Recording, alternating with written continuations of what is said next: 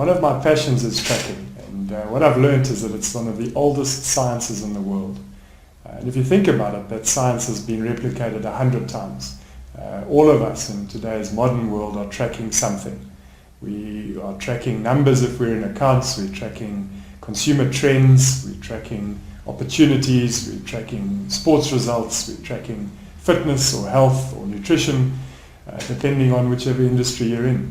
And what I've learned about tracking is that it is the perfect combination of the left and the right brain. So a good tracker has to be able to remember stuff from 40 years ago. It has to be able to remember that this print was a Cape clawless otter. It may not have seen that otter ever since, but for 40 years it's known exactly what the track looks like.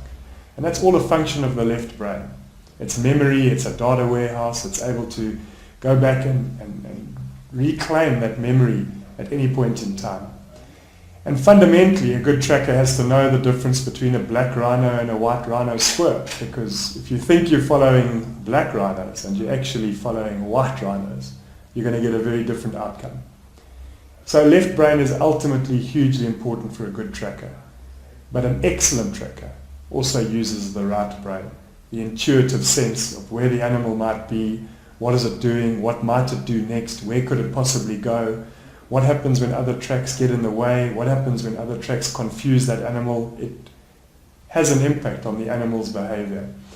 And so a good tracker will identify spoor, but a great tracker will be able to follow that spoor and actually find the animal.